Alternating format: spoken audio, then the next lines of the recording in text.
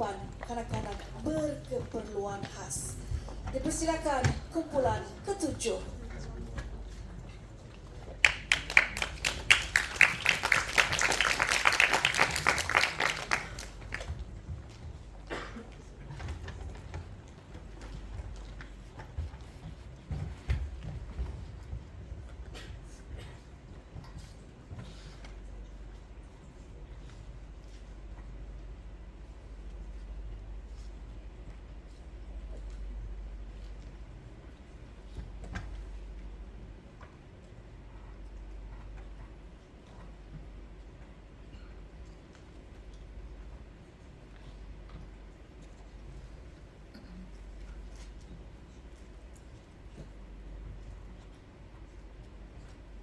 Percubaan pengerusi. Percubaan ahli forum pertama. Percubaan ahli forum kedua. Percubaan ahli forum ketiga. Salam sejahtera dan salam Malaysia Madani yang dihormati saudari peneraja acara, barisan hakim yang berwibawa, para ahli forum dan seterusnya hadirin sekalian. Saya dan rakan-rakan sangat bersyukur kerana dapat bersemuka dalam acara pertandingan forum pelajar peringkat negeri Sabah tahun 2024.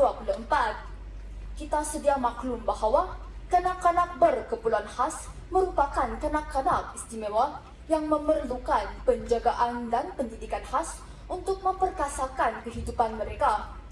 Walau bagaimanapun, usaha murni untuk memperkasakan kualiti hidup kanak-kanak istimewa ini seringkali menghadapi pelbagai cabaran.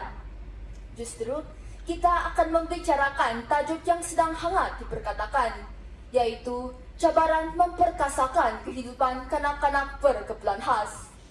Persoalannya, apakah cabaran-cabaran yang kita hadapi dan langkah-langkah untuk mengatasinya? Justru saya, Alexis Jin Limei, selaku pengerusi forum, ditemani 3 orang ahli forum yang sangat bijak akan membincangkan isu ini secara terperinci. Baiklah, sebelum meneruskan bicara, kita akan berkenal-kenalan terlebih dahulu kerana tak kenal maka tak cinta. Hadirin yang budiman, ahli forum pertama yang paling kacak di sebelah kanan saya ialah saudara Ashton Lai Jiaxun. Beliau berazam untuk menjadi seorang peneraju negara yang berwibawa. Apa kabar saudara Ashton? Kabar baik, saudari pengerusi. Manakala ahli forum kedua yang kecil mungil di sebelah kiri saya ialah saudari Amanda Liu Ziqi. Beliau ingin menjadi seorang doktor pediatrik kanak-kanak istimewa. Wah, sungguh luar biasa. Selamat datang saudari Amanda. Terima kasih, saudari pengerusi. Seterusnya, ahli forum ketiga yang duduk manis di sebelah sana ialah saudari Bowie Shouting Singh. Beliau bercita-cita ingin menjadi seorang guru pendidikan khas yang berdedikasi. Semoga cita-cita mulia saudari Bowie tercapai. Terima kasih saudari pengerusi. Baiklah, sebelum kita membincangkan topik forum secara lebih mendalam, saya mempersilakan saudara Ashton untuk menjelaskan maksud kanak-kanak berkeperluan khas sebagai pembuka bicara. Dipersilakan saudara Ashton. Terima kasih, saudari pengerusi, rakan-rakan dan hadirin yang saya hormati. Kanak-kanak berkeperluan khas ditakrifkan sebagai kanak-kanak yang mempunyai kekurangan atau kecacatan yang menyebabkan mereka memerlukan sokongan tambahan atau perkhidmatan khusus dalam bidang pendidikan, kesihatan ataupun kehidupan sehari-hari. Mereka sangat memerlukan sokongan semua pihak agar mereka mampu berdikari dan memperkasakan potensi diri mereka ke tahap maksimum. Kanak-kanak berkeperluan khas meliputi kanak-kanak dengan pelbagai jenis kecacatan fizikal, penglihatan, pendengaran, pembelajaran dan emosi. Contohnya kanak-kanak autisme, sindrom Down, disleksia dan hiperaktif.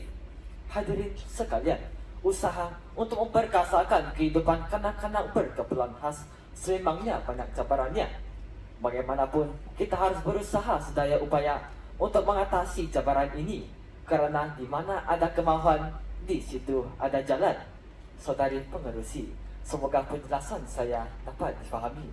Terima kasih Saudara Ashton atas pencerahannya yang begitu mantap. Hadirin sekalian, kanak-kanak berkeperluan khas sememangnya merupakan kanak-kanak istimewa. Apakah pandangan Saudari Amanda dalam konteks ini? Silakan Saudari. Terima kasih saudari pengerusi, rakan-rakan dan para penonton yang saya kasihi. Saya sependapat dengan saudari pengerusi dan saudara Ashton. Memang benar, kanak-kanak berkeperluan khas merupakan kanak-kanak istimewa. Mereka mengalami pelbagai masalah kecacatan atau ketidaksempurnaan. Sebagai contoh, terdapat kanak-kanak yang mengalami kecacatan fizikal, seperti kanak-kanak yang dilahirkan tanpa tangan dan kaki. Selain itu, terdapat kanak-kanak yang kehilangan keupayaan mendengar dan bertutur. Seterusnya, ada juga kanak-kanak tunanetra yang mengalami masalah penglihatan sejak dilahirkan. Kanak-kanak tersebut sangat memerlukan bantuan khas daripada semua pihak, terutamanya pihak ibu bapa, guru, sekolah, masyarakat dan pihak kerajaan.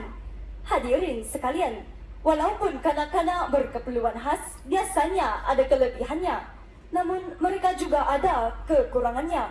Bak kata peribahasa, tiada gading yang tak retak, kerana pada hakikatnya tiada insan yang betul-betul sempurna. Kembali kepada saudari pengerusi.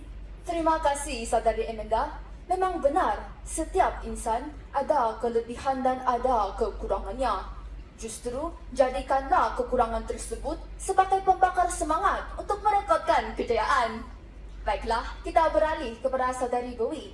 Apakah pendapat Saudari dalam hal ini? Silakan Saudari. Terima kasih saudari pengerusi. Saya sependapat dengan saudari pengerusi, saudara Ashton dan saudari Amanda. Memang benar, masalah kecacatan bukan penghalang untuk merekodkan kejayaan. Sebagai contoh, kejayaan tokoh OKU di Malaysia, iaitu pakar ekonomi Profesor Dr. Ismail Saleh. Walaupun beliau seorang profesor yang tunanetra, namun beliau sangat berdedikasi dan berprestasi sangat cemerlang. Hadirin sekalian, kita sedia maklum bahawa kanak-kanak berkeperluan khas termasuklah kanak-kanak yang mengalami masalah perkembangan minda. Tahap kecerdasan mereka biasanya di bawah paras 70. Oleh itu, mereka mengalami kesukaran dalam pembelajaran. Walau bagaimanapun saudari pengerusi, tiada perkara yang mustahil jika kita rajin berusaha, kerana usaha tangga kejayaan. Sebagai contoh, baru-baru ini, seorang pelajar disleksia yang bernama Muhammad Razian telah merekodkan keputusan sangat cemerlang 7A dalam peperiksaan SPM pada tahun 2023. Fakta ini membuktikan bahawa kanak-kanak berkeperluan khas sememangnya mampu memperkasakan potensi diri mereka ke tahap maksimum sekiranya mereka dibimbing dengan sebaik-baiknya. Ingatlah peribahasa, belakang parang kalau diasah lagi kan tajam. Begitulah pandangan saya. Kembali kepada saudari pengerusi. Terima kasih Saudari Bowie. Hadirin sekalian, berdasarkan penjelasan ketiga ahli forum tadi, jelaslah sudah terang lagi bersudut. Semua pihak hendaklah bekerja sama untuk memperkasakan kehidupan kanak-kanak berkeperluan khas ke tahap maksimum. Menyedari hakikat ini, kita akan merungkai dua perkara penting, yaitu cabaran dan langkah mengatasinya. Baiklah, kita akan membincangkan cabaran utama yang dihadapi oleh pihak kerajaan. Dipersilakan Saudara Ashton. Terima kasih saudari pengerusi. Sebenarnya, pihak kerajaan telah menggubal undang-undang dan dasar untuk melindungi hak dan kepentingan kanak-kanak berkeperluan khas dalam bidang pendidikan, perkhidmatan kesihatan dan sokongan sosial. Peraturan-peraturan pendidikan khas tersebut termaktub dalam Peraturan 3A dan 3F Akta Pendidikan 1996, iaitu Akta 550. Selain itu, pihak kerajaan juga menggubal Akta Orang Kurang Upaya 2008, iaitu Akta 685. Walau bagaimanapun, usaha untuk menguatkuasakan akta ini menghadapi pelbagai cabaran. Antara cabaran yang dihadapi termasuklah pihak kerajaan memerlukan peruntukan wang yang sangat besar untuk menyediakan segala kemudahan dan pelbagai skim bantuan kewangan. Contohnya, bantuan perubatan, bantuan pendidikan dan bantuan sara hidup. saudari pengerusi, kita harus berusaha untuk menghadapi segala cabaran ini agar usaha untuk memperkasakan kehidupan kanak-kanak berkeperluan khas dapat dijayakan. Kerana kalau tidak dipecahkan duyung, mana akan dapat sagunya? Ya, memang benar, Saudara Ashton. Semua pihak hendaklah menyokong usaha kerajaan. Saudari Amanda, pada pendapat saudari, apakah cabaran utama yang dihadapi oleh pihak ibu bapa untuk memperkasakan kehidupan kanak-kanak berkeperluan khas ini? Silakan, saudari. Terima kasih saudari pengerusi. Pada pendapat saya, antara cabaran utama ialah pihak ibu bapa menghadapi cabaran kekurangan ilmu pengetahuan untuk mendidik dan menjaga kanak-kanak berkeperluan khas. Pendidikan awal sepatutnya bermula di rumah kerana melentur bulu biarlah dari rebungnya. Walau bagaimanapun, kanak-kanak kurang upaya biasanya menghadapi masalah pembelajaran. Sebagai contoh, kanak-kanak disleksia mengalami masalah kesukaran mengenal huruf dan bunyi. Mereka menghadapi kesukaran mengeja perkataan, membaca, menulis dan mengira. Oleh itu, kanak-kanak disleksia biasanya menghadapi kemerosotan akademik. Manakala kanak-kanak autisme dan sindrom Down selain menghadapi masalah pembelajaran, mereka juga sukar untuk berinteraksi sosial dan berkomunikasi dengan individu lain.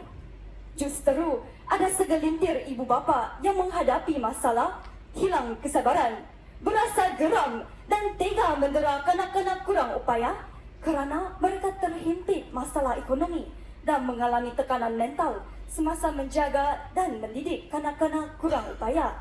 Masalah ini sangat memprihatinkan saudari pengerusi. Ya, memang benar, saudari. Ibu bapa sepatutnya menjaga buah hati mereka dengan penuh kasih sayang bagai menatang minyak yang penuh. Malangnya baru-baru ini terdapat berita yang tular di media massa.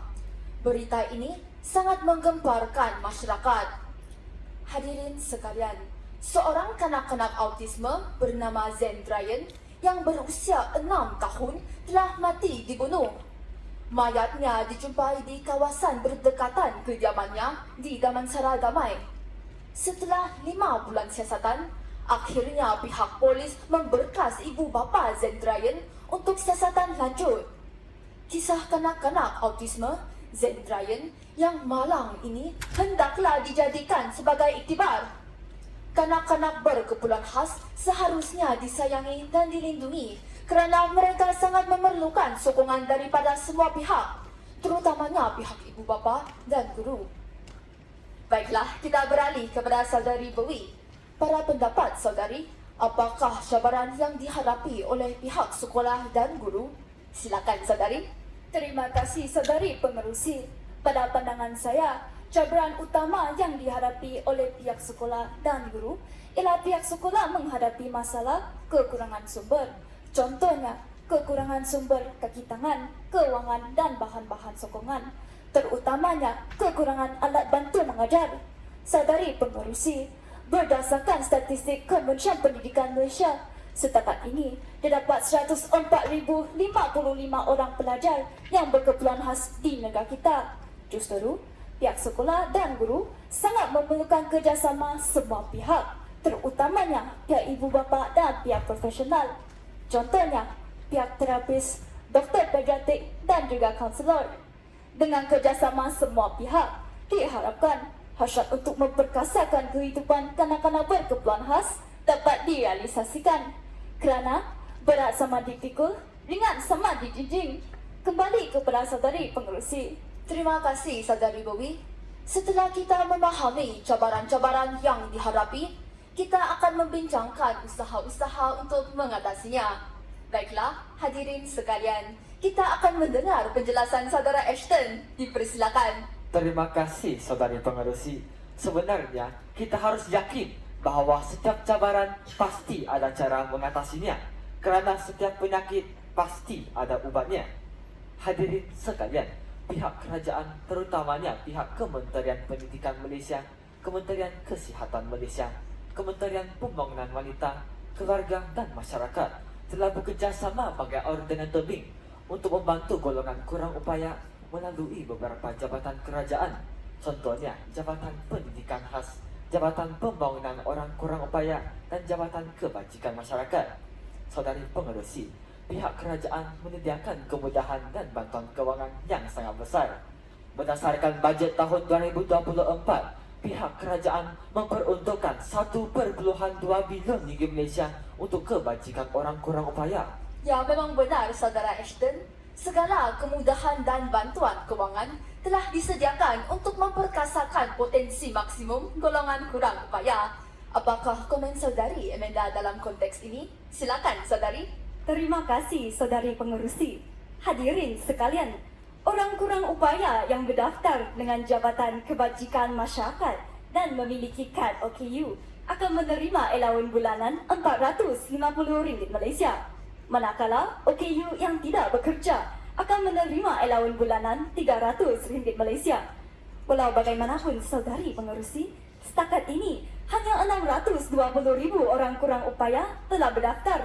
Semoga bilangan OKU yang berdaftar dengan Jabatan Kebajikan Masyarakat semakin meningkat agar semua OKU dapat menerima bantuan. Ya, memang benar Saudari Amanda. Saya sangat tertarik dengan isu ini. Selain menyediakan kemudahan dan bantuan kewangan, pihak kerajaan juga telah menyediakan program latihan dan pendidikan untuk kanak-kanak berkeperluan khas. Bukankah begitu Saudari Bowie? Ya, memang benar Saudari Pengerusi. Pihak Kementerian Pendidikan telah menyediakan kemudahan pendidikan di peringkat prasekolah atau taska. Selain itu, terdapat sekolah pendidikan khas bagi murid berkeperluan khas pada semua peringkat.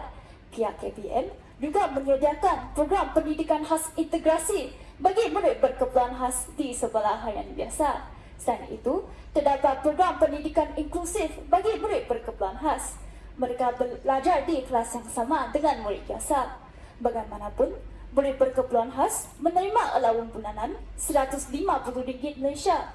Mereka juga menerima bantuan peralatan dan khidmat sokongan guru terlatih yang bertauliah.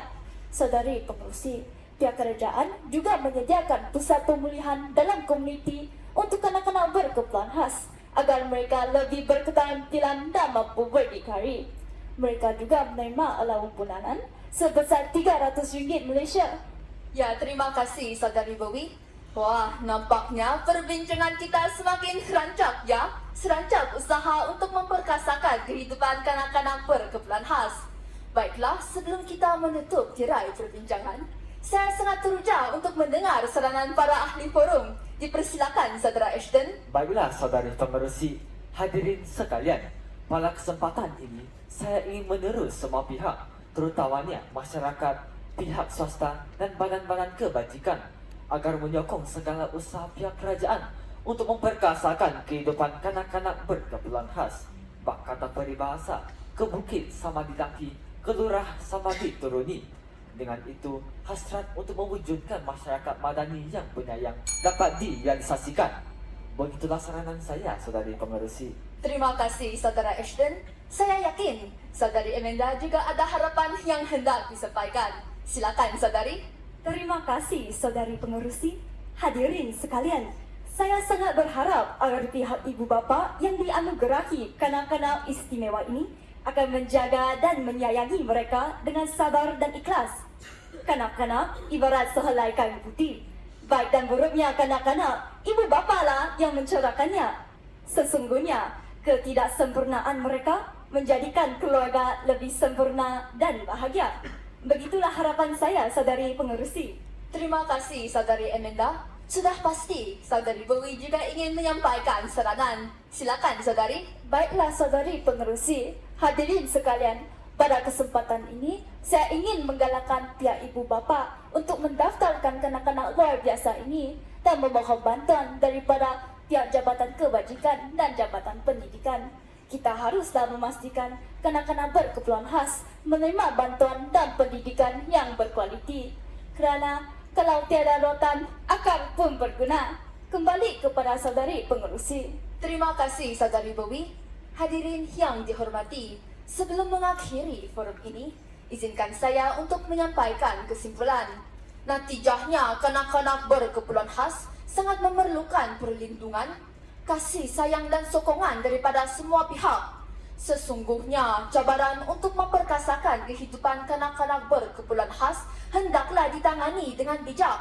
Bagai menarik rambut di dalam tepung, rambut tak putus, tepung tak berselera. Pihak kerajaan, pihak swasta, pihak masyarakat, terutamanya ibu bapa dan guru, hendaklah bekerja sama bagai aur dengan tebing untuk memperkasakan kehidupan kanak-kanak berkeperluan khas. Dengan ini, hasrat untuk melahirkan masyarakat madani dapat direalisasikan. Sekian, terima kasih.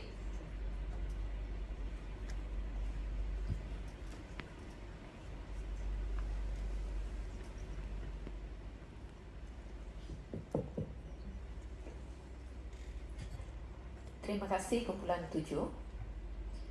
Soalan saya, jika ahli keluarga Anda merupakan kanak-kanak berkeperluan khas, apakah peranan Anda untuk memastikan mereka mampu berdikari selepas alam persekolahan? Saya ulang, jika ahli keluarga Anda merupakan kanak-kanak berkeperluan khas, apakah peranan Anda untuk memastikan mereka mampu berdikari selepas alam persekolahan? Terima kasih Ketua Hakim. Salam sejahtera dan salam Malaysia Madani buat semua. Saya yakin para ahli forum telah bersedia untuk menjawab soalan yang cukup mencabar ini, yaitu jika ahli keluarga merupakan kanak-kanak berkeperluan khas, apakah peranan Anda untuk memastikan mereka mampu berdikari selepas alam persekolahan? Baiklah, tanpa melengah-lengahkan masa, saya mempersilakan Saudara Ashton untuk menjawab soalan tersebut. Silakan. Terima kasih.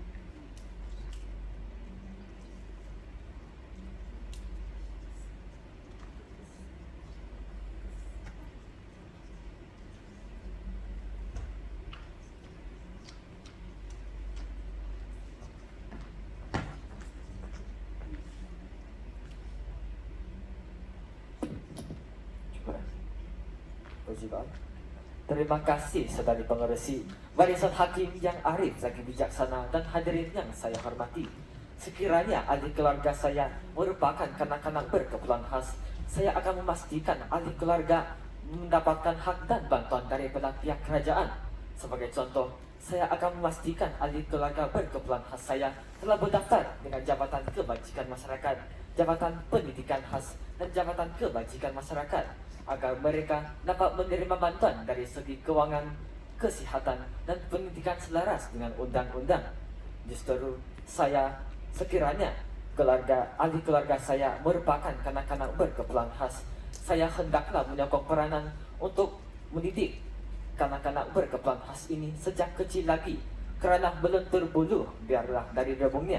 Dengan itu, kebajikan, kesihatan dan pendidikan kanak-kanak berkeperluan khas ini sentiasa terjamin. Ingatlah peribahasa, hendak 1000 daya, tak hendak 1000 dali. Begitulah pandangan saya, saudari pengerusi. Terima kasih Saudara Ashton. Seterusnya, saya mempersilakan Saudari Amanda untuk mengemukakan pendapatnya. Silakan Saudari. Terima kasih saudari pengerusi, barisan hakim yang berwibawa dan hadirin yang saya hormati. Peranan untuk memastikan ahli keluarga yang merupakan kanak-kanak berkeperluan khas mampu berdikari selepas alam persekolahan sememangnya harus diutamakan. Pada pendapat saya, semua pihak, terutamanya saya, harus menyokong usaha untuk memperkasakan kehidupan kanak-kanak berkeperluan khas ke tahap maksimum supaya mereka mampu hidup berdikari dan berketerampilan diri. Sebagai contoh, saya harus membantu dalam perkembangan akademik, sosial dan emosi ahli keluarga yang merupakan kanak-kanak berkeperluan khas. Selain itu, saya akan menghulurkan bantuan kepada ahli keluarga yang merupakan kanak-kanak berkeperluan khas supaya mereka mampu memahami pelajaran dan menyiapkan latihan atau tugasan dengan sebaik-baiknya. Justru, saya akan menyokong usaha dan menjaga ahli keluarga yang merupakan kanak-kanak berkeperluan khas ini bagai mendatang minyak yang penuh. Dengan begini, usaha untuk memperkasakan kehidupan kanak-kanak berkeperluan khas dapat direalisasikan. Begitulah pendapat saya, Saudari Pengerusi. Terima kasih Saudari Amanda. Sudah pasti Saudari Bowie juga ingin menyampaikan pandangannya. Silakan Saudari. Terima kasih Saudari Pengerusi, barisan hakim yang berkarisma dan hadirin yang saya hormati. Peranan untuk memastikan ahli keluarga berdikari sememangnya harus dititik beratkan. Pada pendapat saya akan membantu ahli keluarga yang kurang upaya untuk meningkatkan kemahiran sosial agar mereka lebih berketerampilan dan mampu dan berani berkomunikasi dengan rakan-rakan. Sebenarnya Saudari Pengerusi, di peringkat global, terdapat banyak penderita disleksia yang sangat cemerlang. Contohnya, Leonardo da Vinci, Albert Einstein dan Thomas Edison. Fakta ini membuktikan bahawa ahli keluarga kurang upaya sememangnya mampu memperkasakan potensi diri mereka sekiranya mereka dibimbing dengan sebaik-baiknya. Kerana belakang parang kalau diasah lagikan tajam. Begitulah pandangan saya. Kembali kepada Saudari Pengerusi. Terima kasih Saudari Bowie. Hadirin yang budiman, walaupun jawapan para ahli forum sangat ringkas, namun cukup jelas dan bernas. Kesimpulannya, saya hendaklah menyokong usaha memperkasakan kehidupan ahli keluarga berkeperluan khas. Dengan itu, hasrat untuk melahirkan masyarakat madani yang penyayang dapat direalisasikan. Sekian, terima kasih.